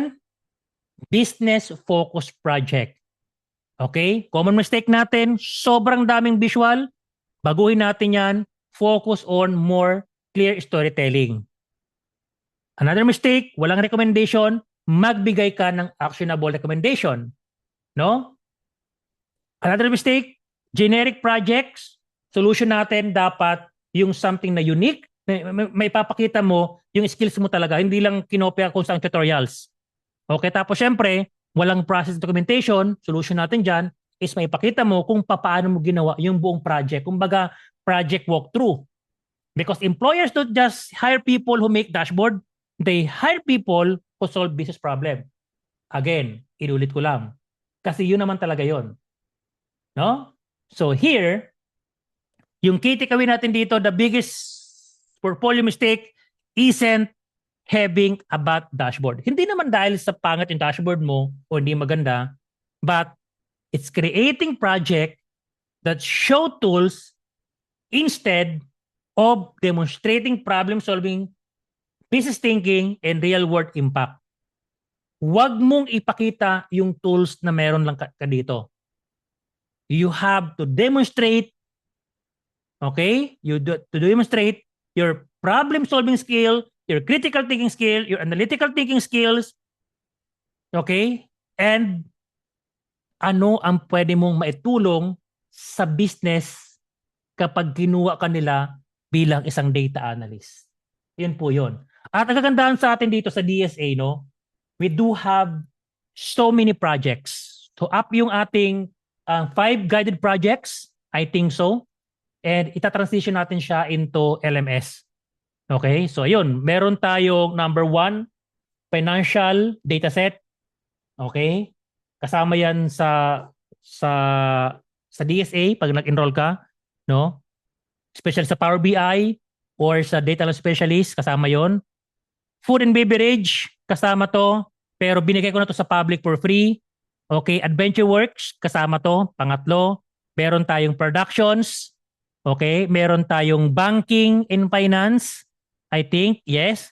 Pang-anim, meron tayong HRIS, tapos pang-pito, meron tayong hospital dashboard, hospital ER, pang-pito. At dadami pa po yon kasi isasama ko later on yung iba pa. Tulad ng yung sa fraud analysis, okay, yung sa ating project management and so on so forth. So iniunti-unti ko lang kasi para hindi naman mabombard. Pero on the top of that kasi, no, kung mapapansin natin, ang format natin dito sa DSA is hindi lang namin kayo tuturuan kung paano gumawa ng portfolio, but it is a complete roadmap. Pagdating sa skill set na kinakailangan natin, okay, pagdating sa skill set na kinakailangan natin, kumpleto po yun. Okay?